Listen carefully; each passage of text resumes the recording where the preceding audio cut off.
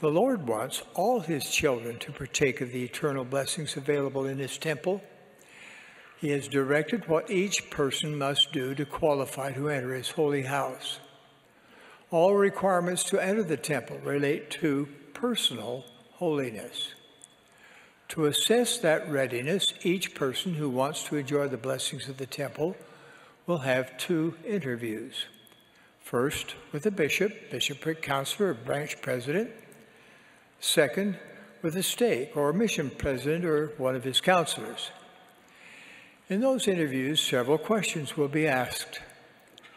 Some of those questions have recently been edited for clarity.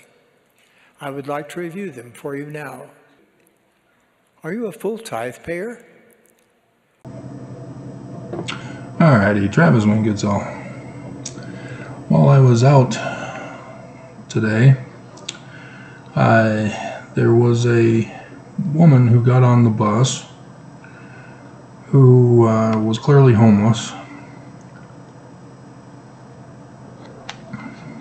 but I noticed that she was wearing clothing of affluence. Having been in the homeless shelter for 9 months myself due to the Church of Jesus Christ of Latter-day Saints, I became aware of the plight of the homeless firsthand as I went undercover to do investigative journalism. And so I noticed that she had been homeless for several months, though, despite her clothing, as she was well worn. And she was clearly broken. She broke down and cried as she got on the bus. She's probably had to demoralize herself and dehumanize herself, doing things she never thought she'd ever have to do in her life.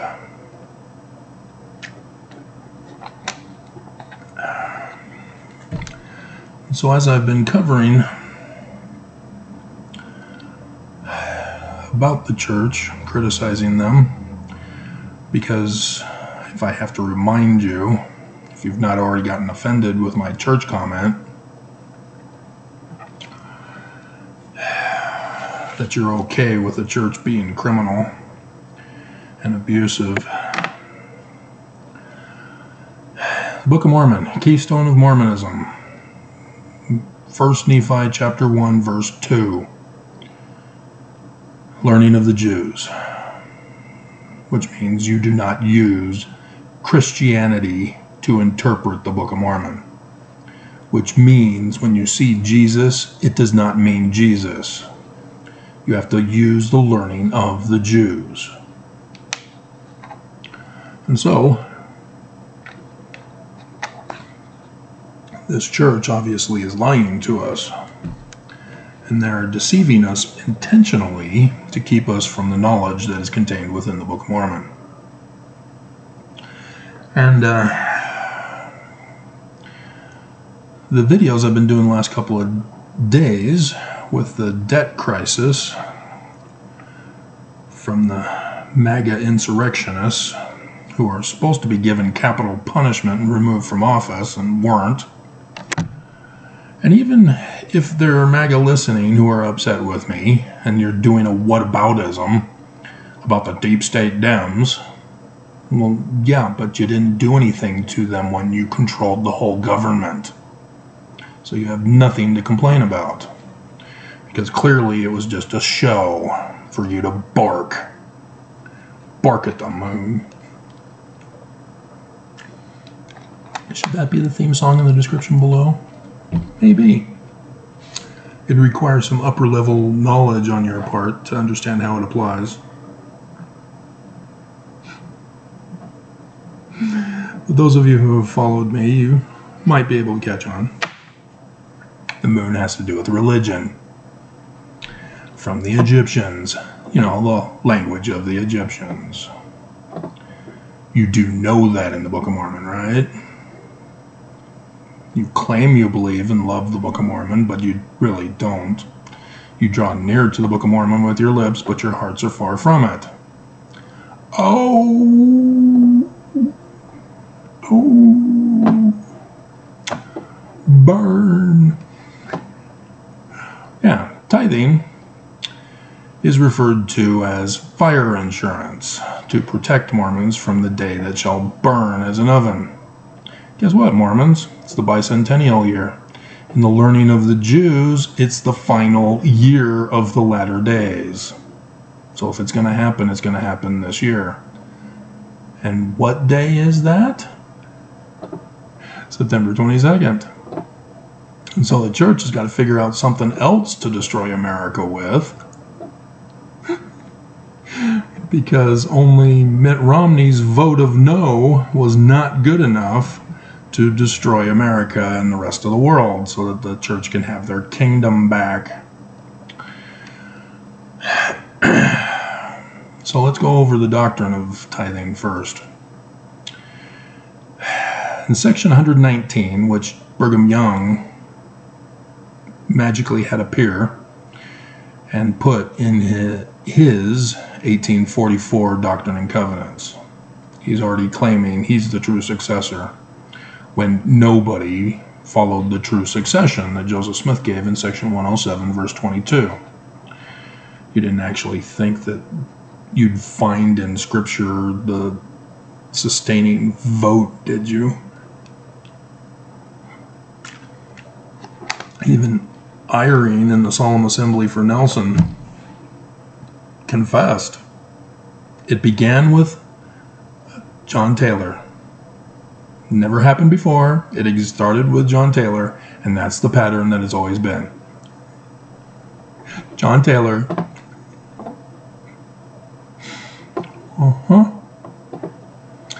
So yeah, this is not Joseph's church, as Nelson told you directly over the pulpit of conference. And so it says, it talks about the debts.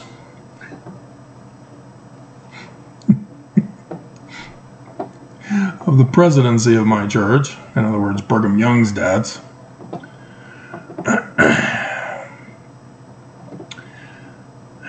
And this shall be the beginning of the tithing of my people. He starts off, verily thus saith the Lord, I require all their surplus property to be put into the hands of the bishop of my church in Zion. And if you don't understand what surplus is, you have always been working for some other company or somebody else. You've been a slave. Regardless of how much they pay you, you are a slave.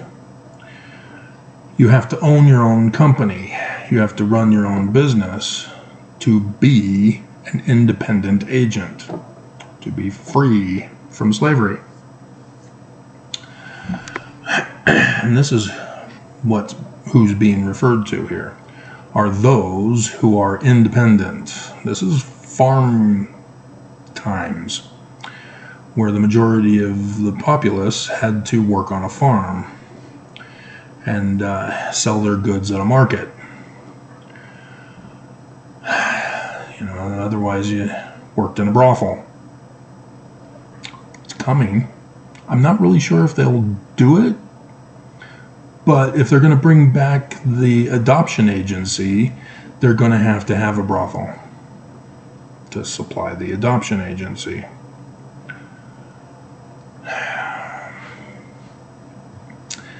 And it's said here that the tithing,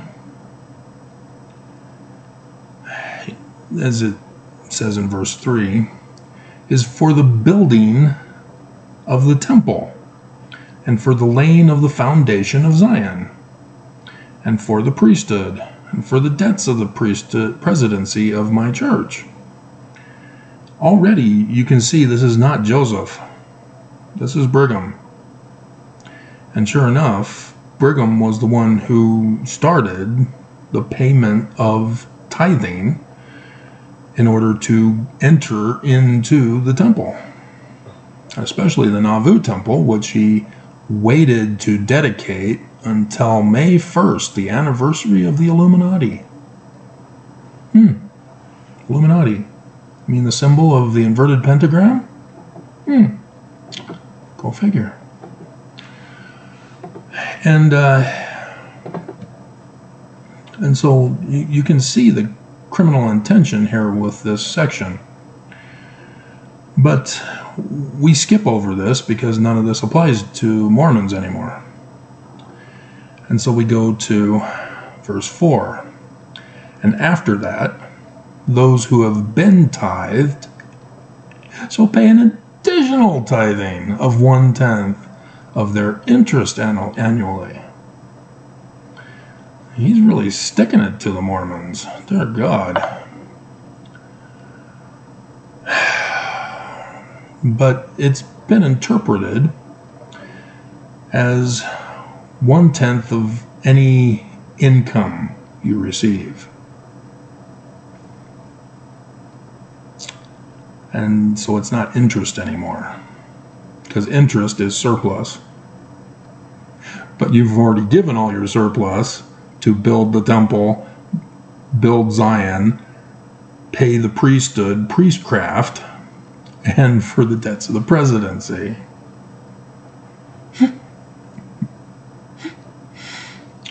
So yeah, we should probably get to the priestcraft one as well.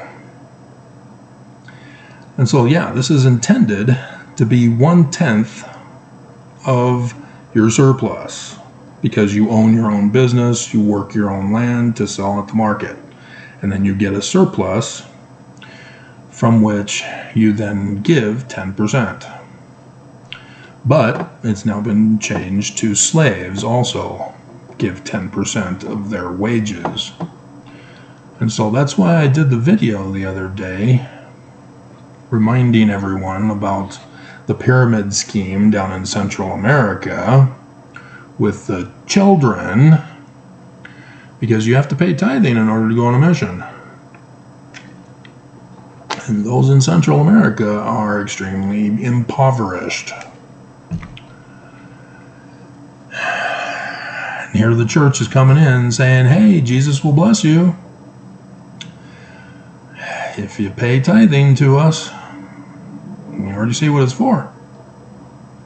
For building temples, for Zion, and the law of consecration in the temple likewise repeats this. You give everything to the church, not the surplus anymore. If they get their Zion, if they figure out a way to destroy America, their Zion will require everything from you. And all you will get back is just daily sustenance so that you can go back to work the next day. Because you're a slave. Sex slave if you're a female. Little girls 11 years old and up. So, isn't that exciting? This is what happens when you're a part of Lucifer's church, of the inverted pentagram of the Illuminati. What did you think they were? Oh, Jesus! Jesus is a con. So yeah, let's go to the priestcraft one. Of which President Irene was exposed with his paycheck stub. And he's even paying on his allowance. You don't pay on allowance. But he was. That's called money laundering, by the way. It's where he's receiving money from one source of income and it's getting funneled back into another. And it's all criminal.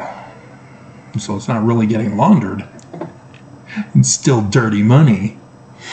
But Warren Jeffs, his church, the LDS church, they got busted, which is how he got locked up in prison, is because they got him on snap fraud violations of all the bishops. Snap fraud are government benefits that was being given by the women who had children from the same man to the bishop. Their snap card was given to the bishop. And then the bishop would then get food. The women would have to go to the store and get the food. But then that food was distributed by the bishop to everybody, not just the women and the children, as which it's supposed to be used for, which is a SNAP fraud violation. You get your SNAP money canceled if you get caught doing that. And so yes, FLDS women no longer receive SNAP benefits because they got busted for the crime. And then they went off and did child slave labor so that they can have more workers in the fields. And they got busted for that.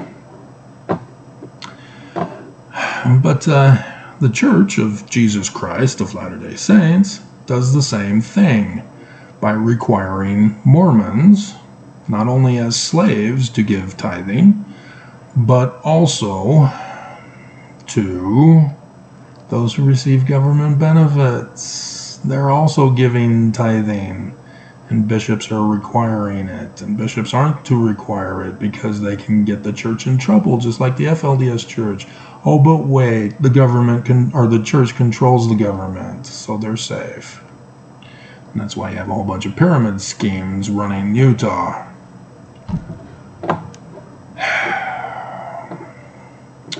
So, priestcraft is in 2 Nephi chapter 26.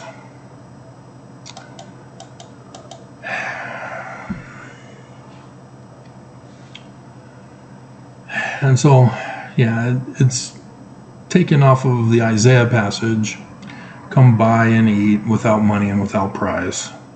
It's referring to the temple and the rituals of the temple, which is why Jesus whips everybody at the temple, the money changers.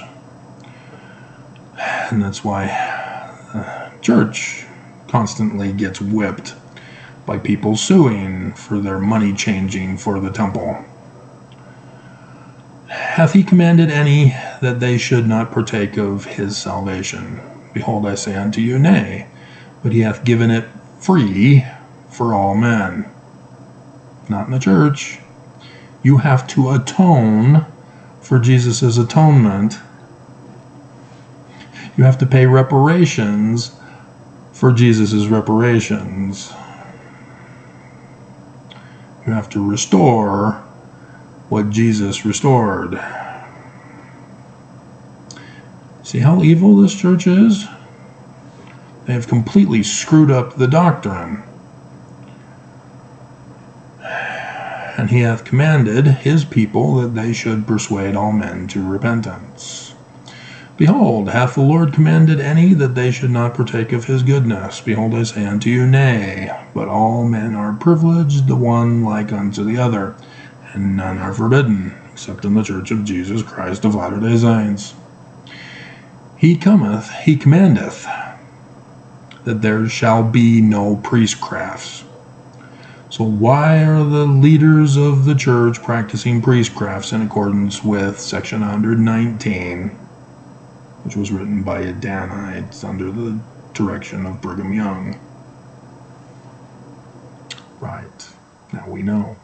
Lucifer practices priestcrafts. For behold, priestcrafts are that men set themselves up for a light unto the world. Yeah, they do that. That they may get gain. Yeah, the whistleblower of tithing. Yeah, it's all for gain. They're not giving any of it away, as they're supposed to. And praise of the world. Yeah, they get a lot of praise from the world. A lot of enemy nations come to see the church, to see how to do it in their country. But they seek not the welfare of the people. You need to understand that's what it means by Zion here. And so, yeah, you're supposed to love. And if you love, you would not suffer anybody in the land or city of Zion to perish. And here's the economy for the millennium of the true church. The laborer in Zion shall labor for Zion. For if they labor for money, they shall perish. That's a big difference from the church demanding that you give all of your money to the church, and then they give you bread and water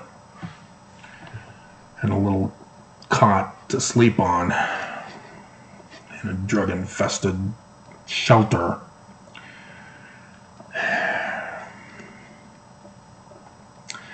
See, in this situation, in order to eliminate human nature of greed, selfishness, envy, covetousness, lust,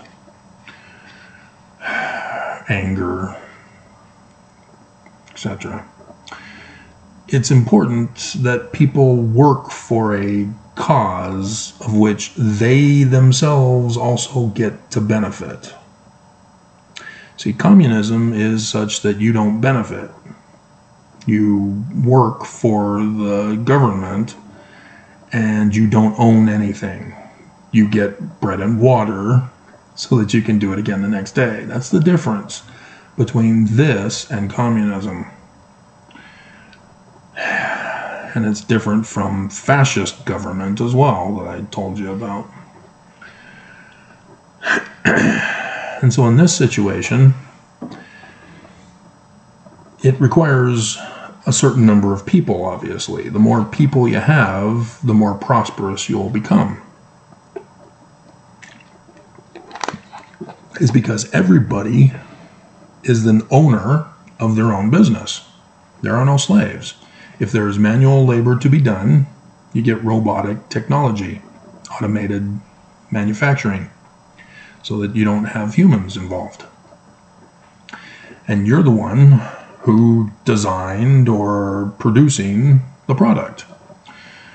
And then you give it all to the storage house, the warehouse of Zion, so that all may share in what you produce. And it's not a situation of you choose who to give it to and how much to give it to, because that would involve all of the natural man stuff that will cause problems, because now you're monetizing it. Instead, you need to have Levites who say, okay, you're one person, and this is how much you need, and this is how much you want. Thus, the more people, the more prosperous.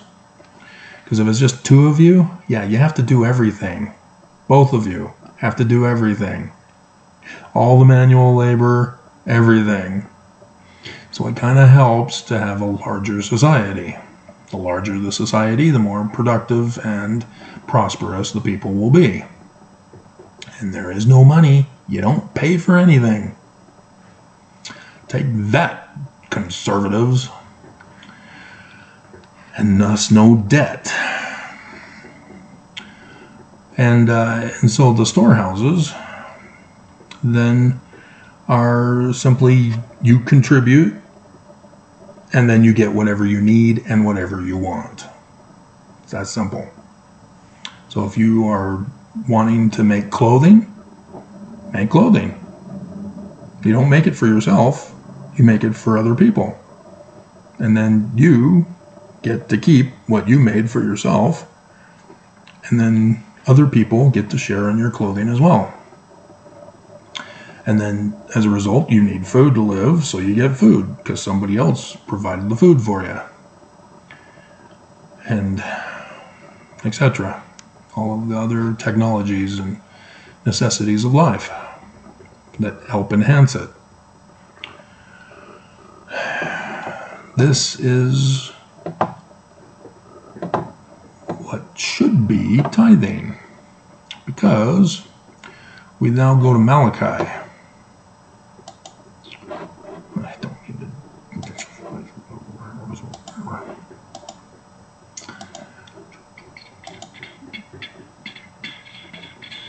And Joseph Smith refers to this chapter, but refers to the first part of it before you get to will a man rob God. It's the second vision, by the way. The bicentennial year of the second vision. Remember? Learning of the Jews, this is the day that shall burn as an oven year, because it's the final year of the latter days. If you're waiting for Jesus, anytime. Could be this year, could be never, and never in your lifetime. Your children's children's children, in their generation. The latter days will just be indefinite. The church is already preparing for the millennium. They've already got the name change. The website, churchofjesuschrist.org. That's the new name for the millennium. They've already got it set up. They already know what they're going to do. And you were all complaining that I was doing name videos before this April conference.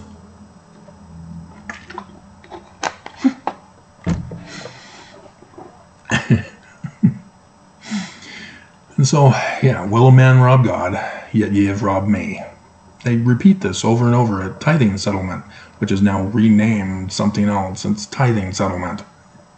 It's where you tell the bishop, yes, I'm a full tithe payer. Please don't punish me and murder me for having violated my temple covenants. And so even as a kid, this is because the church was using this to justify tithing rather than the first part in section 119. I was believing that it was for the poor. I'd always believed I was giving tithing because it's helping the poor and the needy, sick and the afflicted. Little did I know. And once I found out, I really didn't have a desire to pay tithing anymore.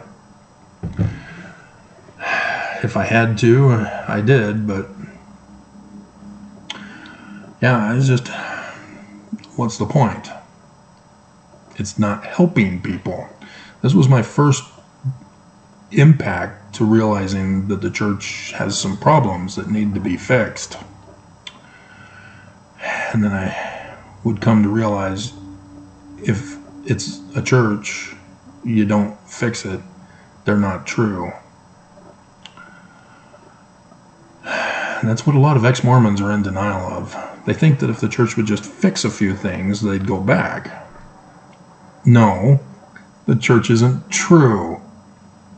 You shouldn't go back. You mustn't go back. Otherwise, you're just fooling yourself. I mean, seriously, you just want religion to be a social club? You just all chant Jesus as a social club? Stupid. You can just form your own social club. You don't even need to incorporate Jesus into it.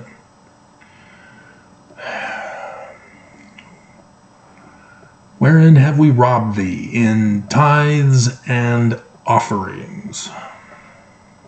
Tithes are separate than offerings. And so the fast offerings. Didn't understand. Why do we have fast offerings if tithing is paying for the poor and the needy, sick and afflicted? Because in the law of Moses, there is fast offerings, but it doesn't go to the poor and the needy, the sick and the afflicted. It goes for the priests so that they can take care of themselves and their families. And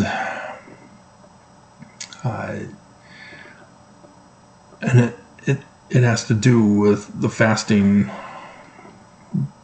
that we practice it as, but the money isn't. It's stupid. The church is profiting off of this. It's another source of income in which the church invests that into an LLC corporation, just like the tithing is, of which they have invested in the stock market and gaining interest, and they don't disclose the amount, and etc., etc. But fast offerings is not required by Mormons. It is an offering. It is a donation. And so you aren't punished for not paying fast offerings or a generous fast offerings as the prophets have commanded. Only tithing do you get punished, because tithing is not a donation. It is for the building up of churches and temples and for saving to give to Jesus at the second coming. Now, they know it's learning of the Jews, but I really don't think they're going to give it to the real learning of the Jews Christ.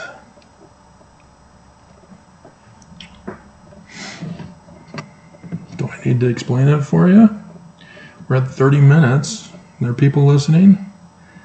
Is it okay to keep telling you? Learning of the Jews. In other words, Joseph Smith says he's Mormon. He will know translation. Caught on yet? It's me. My last name is Sun God. God Soul. I haven't seen a check from the church. I'm here. Where's my check?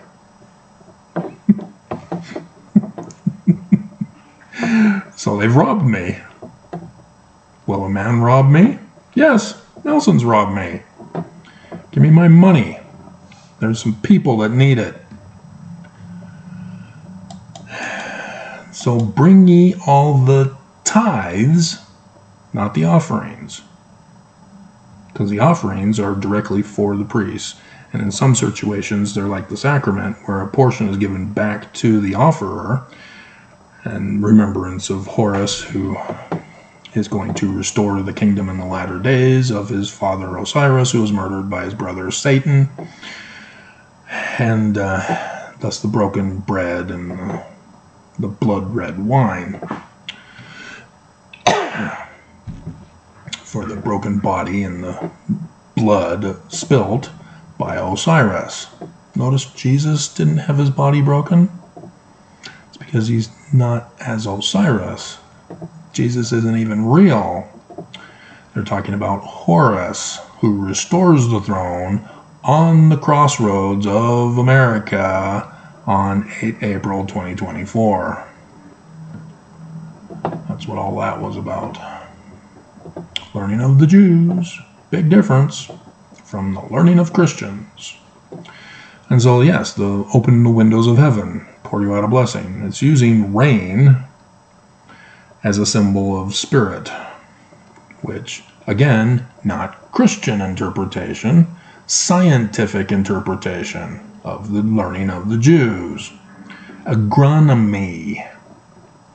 That's a science. You don't just get a seed and go, I know everything now. My spiritual seed told me so. No. You've got to plant it and produce the fruit. And that's not a spiritual thing. That's a physical manifestation that others can see and judge you. But if you just have a seed, nobody can judge you other than you don't have fruit. We're not going to listen to you. Okay? So, as I've told you about, the Book of Mormon talks about Mormons fighting against Mormons because it's learning of the Jews. So it's not literal history. And it's talking about the great and abominable church with the inverted pentagram of the Illuminati.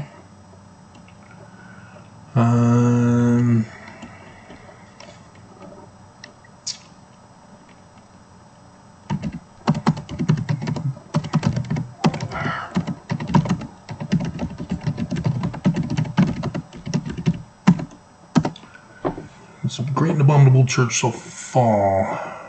Yeah, for they shall war among themselves. 1 Nephi chapter 22. All right.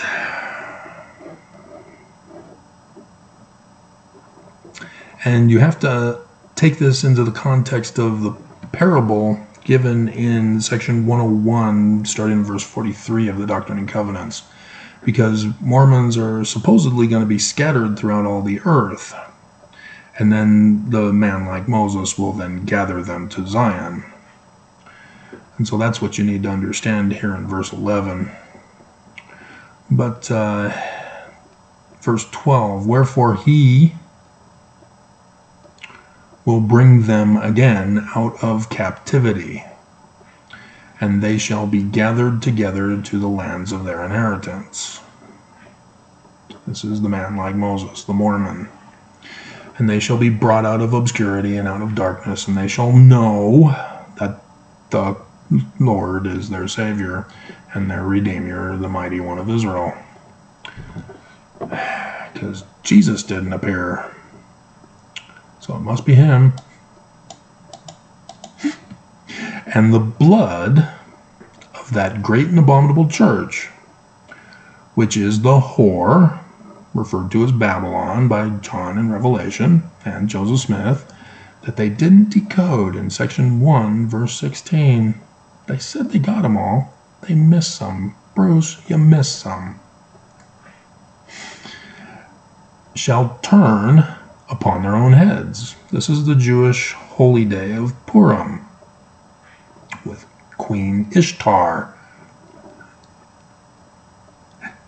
the Babylonians, from which we get Easter, of the learning of the Christians. But it comes from Isis. It's told in different stories, in different cultures, in different time periods. But it's all prophesying of the latter days.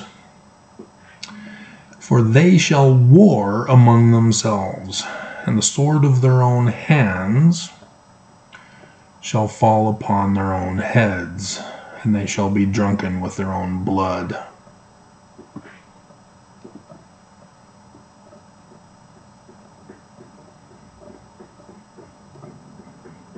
Mormons are going to fight against Mormons. How? Why? Well, we're talking about the latter days here. We're talking about the fall of the great and abominable church.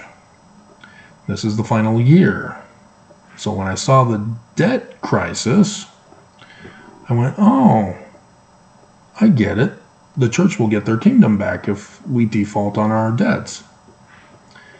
If we default on our debts, the nation economically will collapse.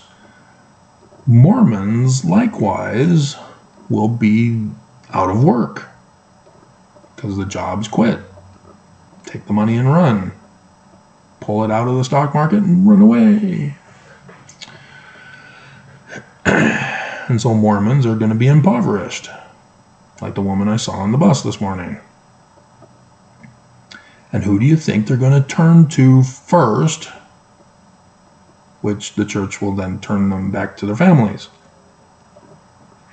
Get help from your families first. Well, your families likewise are suffering. We've got a worldwide economic crisis on our hands. Everybody's suffering because the church didn't warn in advance that this was coming, because they purposely paid for it. And as such, Mormons are going to go to the church, say, we've paid full tithing all these decades. We have been faithful to you. Help us. But, like I've been telling you, welfare square is not sufficient to handle a crisis. They give token amounts when there is a natural disaster. It comes down to one meal per person. They cannot handle a major long-term crisis. Welfare Square was built after, as a consequence of the Great Depression. Church wasn't inspired to have it built before. They could have learned it from Joseph of Egypt. And so the church, likewise, only has their main welfare square. Now, there's welfare squares in Southern California and some other places here in the West. But this is the pattern that they should have followed for wherever there is a stake in Zion. If they were truly inspired and wanted to help Mormons prosper, not tell Mormons to prosper, and then have the Mormons pull themselves up by their own bootstraps, which is a failed system. See, because the church, for example, has the family proclamation. And in there, they demoralize and degrade any man who cannot be rich. If a man is not rich, he is wicked. Because Oakes came out and confirmed the woman's role of bearing children. He told the little girls that they are required to have a baby each and every single year of their childbearing years. I was horrified. I'm not sure how the girls took it, because they've never been pregnant. Shall I give you my experience with my first wife? Melissa literally ripped her open, even after the doctor snipped away to get her out. She was a huge baby. She was larger than I was, and I was a large baby. But my mom was a little taller and larger to handle it. Stephanie was short, not able to handle it. So then, 2 years later, Clayton, he's bigger. He rips open the scars, and again the doctor has to snip some more. Then the Emma. Apparently she wanted one more child before she left me.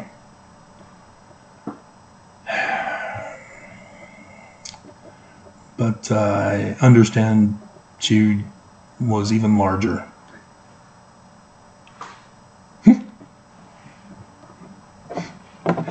And so I wasn't there for that birth. So I can only imagine in my mind what might have happened. The movie Alien. Where Emma just bursts out of the womb, out of her stomach. And Stephanie lying in her gore, dead. I'm sure that's what happened. She just was resurrected.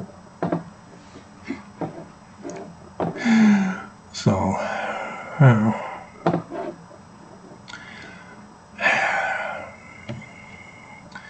and so I really veered off course from tithing, didn't I?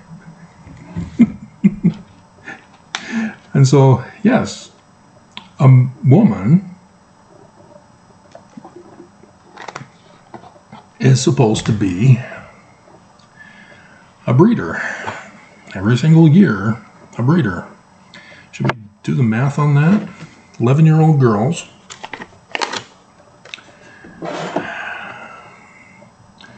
And so, should we say 45? We'll just round it off, average it out, in 11 years. So 34 years, 34 babies per woman, per wife of one man in their lifetime. So yeah, women, you have no time to get an education, get a job, speak in church, cut your hair. I love women with long hair. But they were just trying to say that women aren't supposed to look like men. That was a Catholic redactor thing to to the writing of Paul. He really did not like women. But yeah, linguistic science reveals that it was a different author imposing himself onto the main author. But that's higher level education for you. And so the man has to be rich. You get 10 virgins. So we just add a 0 there.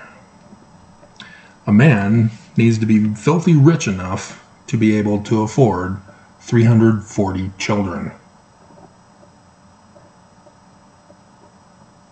That's what the church is demanding.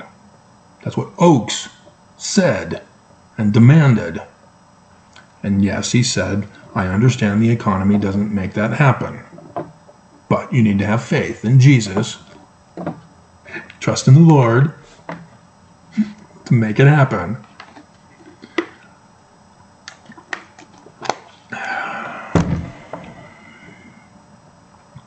So yeah, we're talking a multi-billionaire in order to handle this kind of a family.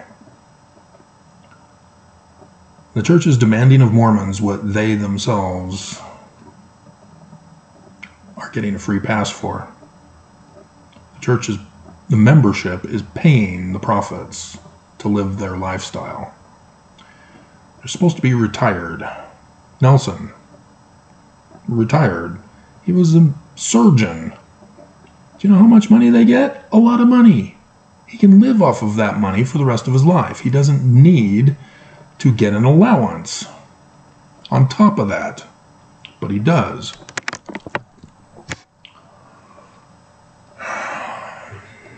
Priestcraft. So, yeah, this is the nightmare scenario with tithing. And it's a protection racket, in case I didn't mention that. All of it's criminal.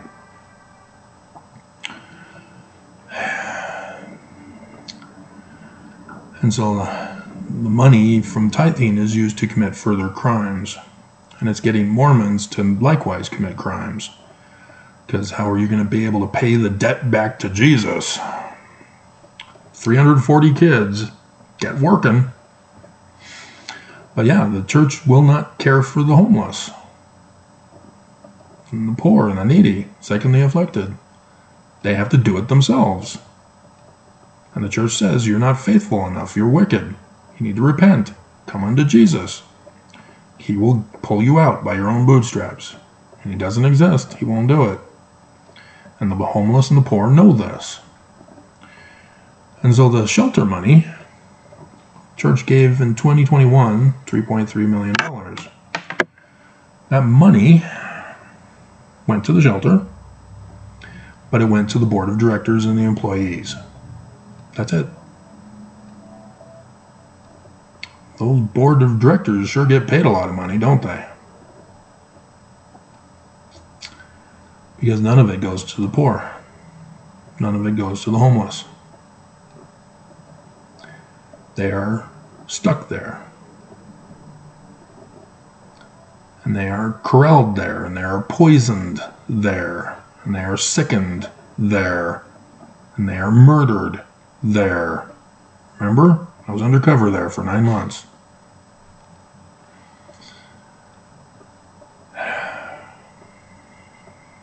I saw people die because they did not want to help. And so the people that do get us into an apartment are the ones who are not getting the donations to help us with. And in my particular case, the church ordered that I not leave, as I did those videos for you. I was supposed to remain in the shelter and poisoned to death. And I was denied internet access on the final day. They had had enough of me. That long weekend, that was it. They shut off my internet that day. When I was supposed to get an email from this place letting me know if I got it or not. Fortunately, the guy didn't see the email notification that he was supposed to do and called me. And so, yeah, I was able to get the phone call and find out. But the caseworkers there purposely drove me around town in vain from apartment to apartment I couldn't afford. And or that didn't have openings. And so it was a mistake. I wasn't supposed to find this place.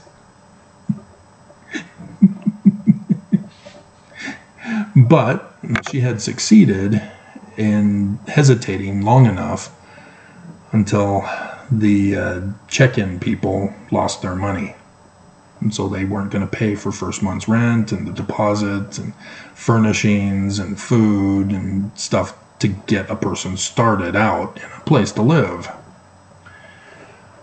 And so that's where the other lady, who was the police liaison, came and told me when I came back in the rain that one Monday that, oh, yeah, we got money.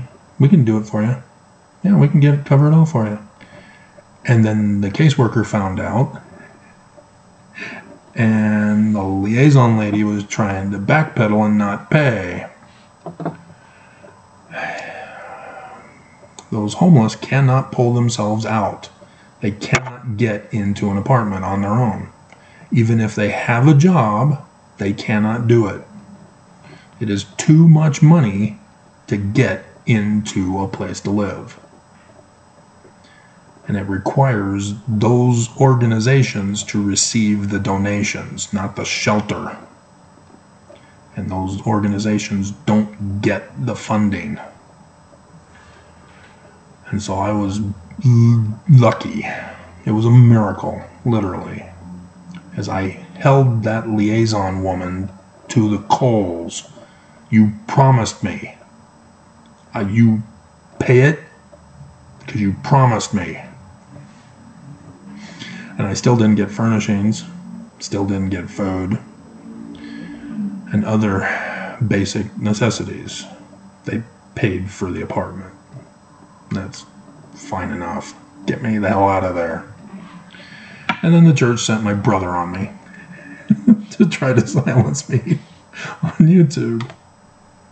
And then that fulfilled the prophecy about the foxes that were lit on fire by Samson, the Sun King. Remember? Sun God, that's my name. And so my brother, Todd, is a fox. And then Fox News was also the other part of the fox that burned with the solar eclipse that happened during that time. Hilarious. And so, yeah, this is the evil of the church. This is how they've been able to manipulate Scripture so that you don't catch it. You don't see that they're the great and abominable church. But this is what I see Mormons doing, is the church denying them substance when they need it, when they're starving. When they've been faithful to the church their whole lives, giving the church the wealth that they have, and then they're saying, no, you don't get food. We don't have it. We weren't prepared. We're not going to give Travis the check that we promised to give him, that we told in the first presidency statement in response to the whistleblower that we were going to do for Travis. Angry dog. $1 million idea there for an app game.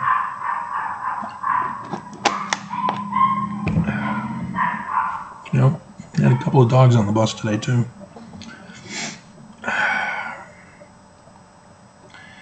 But yeah, Mormons will then be fighting the church for food. Because this is what happens. You get a rush on the grocery stores. People loot the grocery stores. And then they'll loot the other stores too, just because. You know, they got to get that big screen TV they've always wanted and could never afford. Which it won't do any good if you have no electricity. But once the grocery stores are all tapped out, then Mormons are going to go to the church.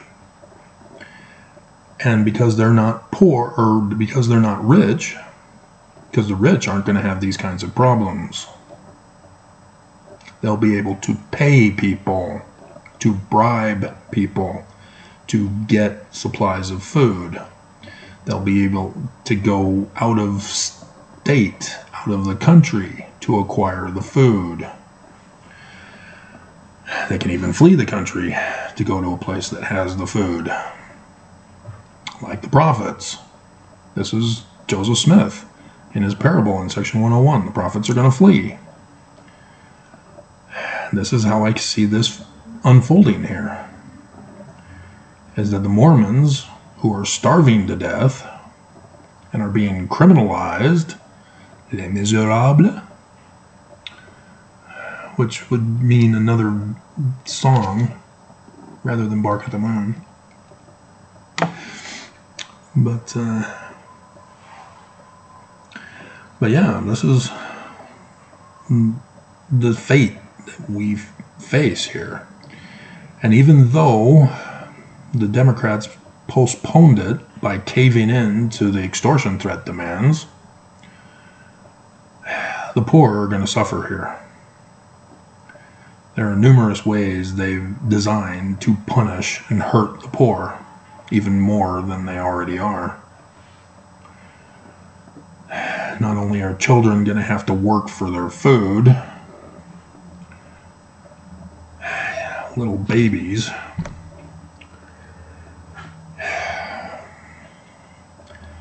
but there's some other foreseeable problems, like natural disasters.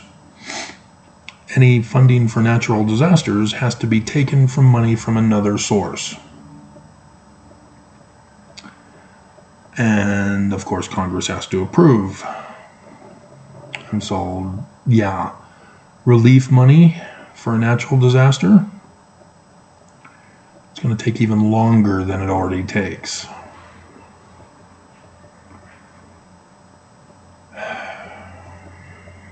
And so, yeah, this is also the time where we're going to have extreme climate disasters. You know, we've already experienced it with the extreme winter because the church put back the water they stole.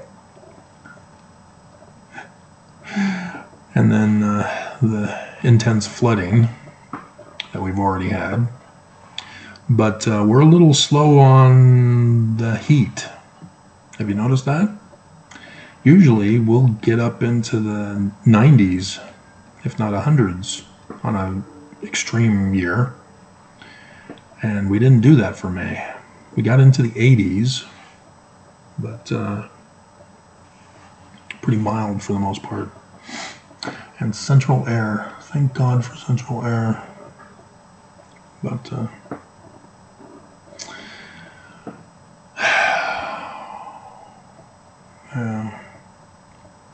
so yeah, I worry about you guys. I'm the only one who's giving you advance warning. Prophets aren't doing it. I'm the one fulfilling Amos 3:7, by the way. Because, yeah, I'm supposed to. Reading the scriptures, oh, I'm supposed to do this. Okay. See, even suing the church. Because Moses appeals before Pharaoh in his court. I appealed before the court to sue the church to let Mormons go. And expose the tithing thing in there as well. And so yes, obviously Pharaoh said no multiple times. But yeah, I knew I was supposed to sue the church. I didn't want to because I knew it wasn't going to work. But I did it. And it just happened to coincide with the year of the Exodus. that Mormons missed because they're looking at scriptures with Christian Jesus goggles, not learning of the Jew goggles. So, yeah, the day that they that come shall burn them. That's what Joseph Smith adds. And so, yeah, Mormons are thinking that this is insurance money, that they'll be protected in the second coming from any disaster that comes, any burning that will come. And the church will say, no, we're an insurance company, which means there is no guarantee of a return on your investment. They even tell you there is no returns on tithing. You will not get it back. They've already told you you will not get food.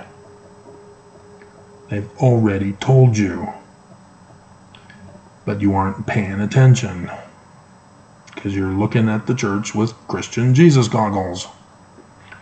You don't see that the prophets are evil and wicked, that they've been telling you that they're evil and wicked, and that they will not help you when you're hurting. And so, yeah, it's a gambling institution. But it's far worse than gambling. Because even in gambling, you can eventually win once in a while. When I did the scratch and sniff cards down in Southern California, I realized that I had made $20 out of spending 110-ish, plus or minus. So I realized it wasn't worth my time. So thus I never became an addictive gambler. But for those who are hurting for money, yeah, I can see them continually ruining themselves in the hopes of getting that one big thing that'll fix their problems.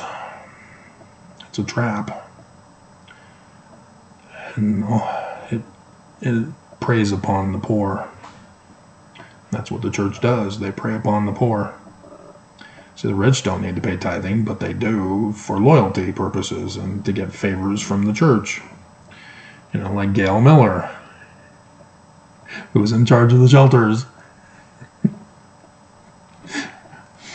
You know, there's quid pro quos going on between them. She helped with the Joseph Smith Papers project, because the church isn't going to do it if they're not going to get paid for it. It exposes them as false. Why would they publish the Joseph Smith Papers if nobody's going to pay for it? So, yippee-ki-yay. So, yeah, it's just, that's what I see is coming. Is tithing is the fall of the great and abominable church. Money.